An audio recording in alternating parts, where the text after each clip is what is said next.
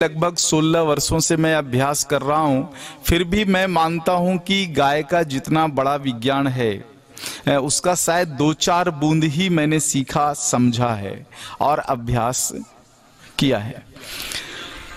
तो यह जो देखो भारत है, पहले निरोगी था, आज पूरी तरह से रोगी हुआ है। ये क्यों हुआ रोगी?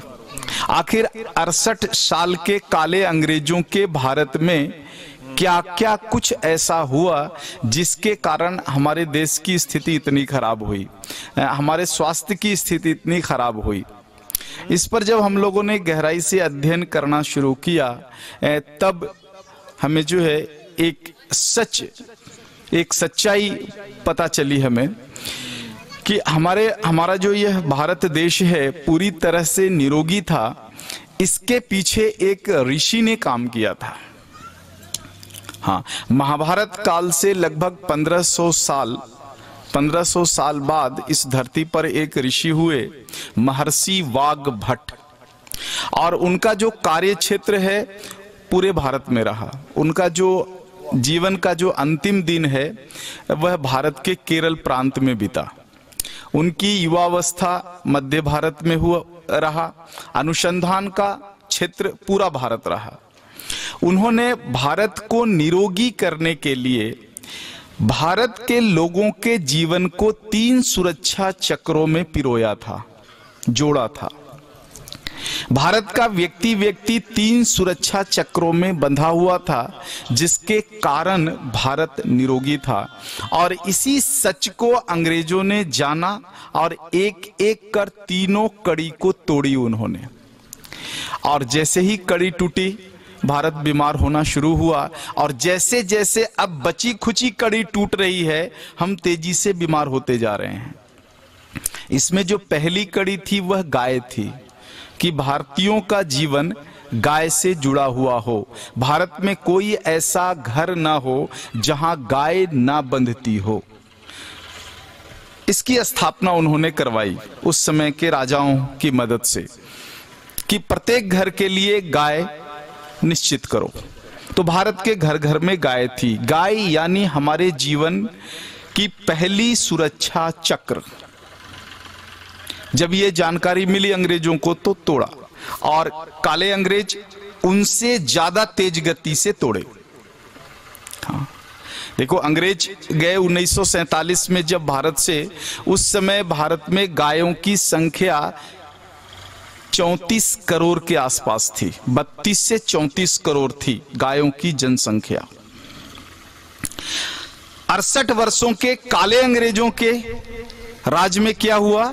आज केवल 2 करोड़ गाय बची है, जबकि एक गाय अपने जीवन में कम से कम 15 से 16 बार मां बनती है, यानी 15 से 16 बच्चे देती है गाय, एक गाय अपने जीवन में।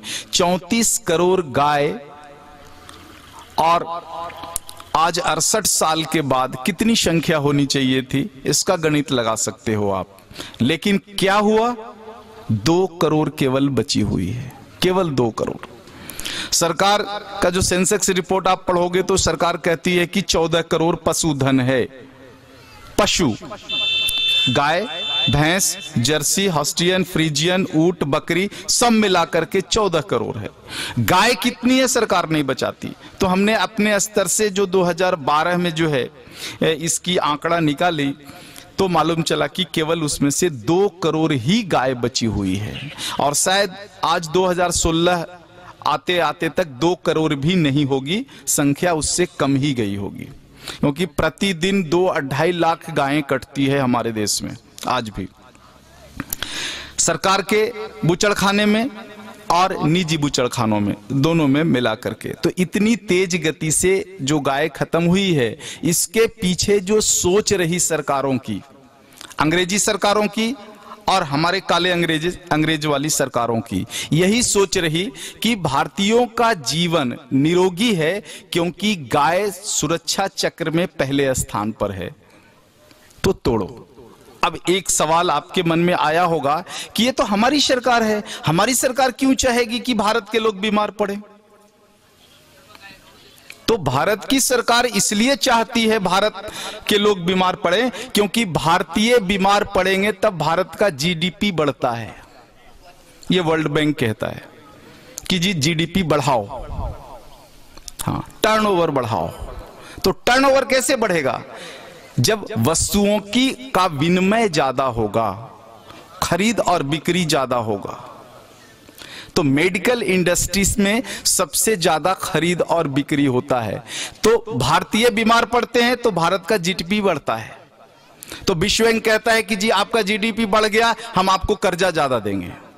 तो कर्जे के लालच में हमारी सरकारें ये काम करवाती है। तो सुरक्षा का पहला चक्र गाय को नष्ट किया, खत्म किया। वाघभट्ट जी ने दूसरा काम किया था कि अगर कोई रोग गाय को भेद कर अगर घर के अंदर चल जाए तो मध्य में एक ऐसी वनस्पति को उन्होंने खड़ा किया जिसको भेदना मुश्किल था, वो है तुलसी का पौधा। तो भारत में जितने भी घरों का निर्माण हुआ, चाहे झोपड़ी नुमा घर हो या महल नुमा घर हो, राजस्थान का घर हो या तमिलनाडु का घर हो, आसाम का घर हो या गुजरात का घर हो, पूरे भारत में एक ऐसी व्यवस्था गृह निर्माण के क्षेत्र में करवाया उन्होंने जिसमें मध्य में आंगन बनवाया और कहा यह आंगन इसलिए है क्योंकि मध्य में तुलसी विराजेगी। तो तुलसी कोई धार्मिक क्रिया प्रक्रिया के तहत वाघभट्ट जी ने स्थापित नहीं किया, चिकित्सा की दृष्टि से किया कि अगर कोई वायरस परजीवी अगर गाय को लांघकर वायु मार्ग से भी अगर घुस जाए घर के अंदर तो तुलसी का पौधा उसे जीवित नहीं छोड़ेगा। दूसरे सुरक्षा चक्रों को तोड़ा इन्होंने। गृह निर्माण के क्षेत्र में ऐसी क्रांति के नाम पर विक्रांति लाई जिसमें आंगन का प्रोविजन खत्म कर दिया। आज जो घर बन रहे हैं आप देखो, या तो फ्लैट नुमा घर हो या बंगला नुमा घर हो, आंगन होता ही नहीं। और आंगन होता ही नहीं तो तुलसी की परिकल्पना आप कर ही नहीं सकते। दूसरा सुरक्षा चक्र भी टूटा।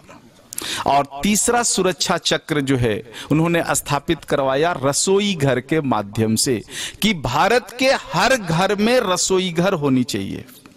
हाँ, हर घर में रसोई घर होनी चाहिए। रसोई घर की जो परिकल्पना वाघभट्ट जी की थी वह दुनिया का सबसे सुंदर सरल चिकित्सालय की परिकल्पना थी कि मनुष्य है बीमार पड़ेगा, मनुष्य है जीवन में गलतियां करेगा और गलतियों के दुष्परिणाम के कारण वह जब बीमार पड़ेगा तब उसकी बीमारी की चिकित्सा के लिए उसके घर में चिकित्सालय होनी चाहिए, पड़ोसी के घर में नहीं, पड़ोसी के घर में पड़ोसी के लिए। तो हर घर में रसोई घर की डिजाइनिंग करके दी कि ऐसा रसोई घर सब घर में बने और बना भारत में। और उसी रसोई घर की ताकत कि वायरस अगर तुलसी से भी बच जाए तो रसोई घर तो नहीं छोड़ने वाला, क्योंकि वहां जो कुछ भी निर्माण होता है उस सब का भोग हम करते हैं, सब हमारे पेट में जाता है, हम उसको भोजन के रूप में प्रसाद के रूप में ग्रहण करते हैं। तो वायरस अंदर चला भी गया तो ये भोजन नहीं छोड़ने वाला उसको। तो किसी भी तरह का परजीवी हमारे स्वास्थ्य को खराब नहीं कर सकता, ऐसी व्यवस्था भारत में बनी थी। और इसी व्यवस्था को जब अंग्रेजों ने देखा समझा, एक एक कर इसको तोड़ा और आज तक इसको तोड़ने की क्रिया चल ही रही है। आज तक तोड़ने की क्रिया चल रही है।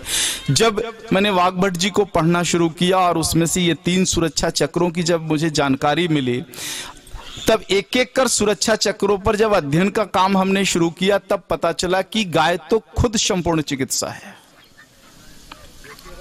ऋग्वेद स्पष्ट कहते हैं गौमूत्र धनवंतरी। धनवंतरी को इस दुनिया में कौन नहीं जानता। पूरे चिकित्सा विज्ञान के देव हैं धन्वंतरी, देवता।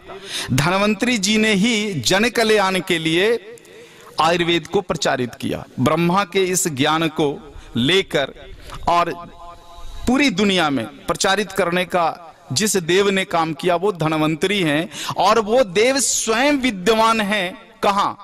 गौमूत्र में, गाय के मूत्र में।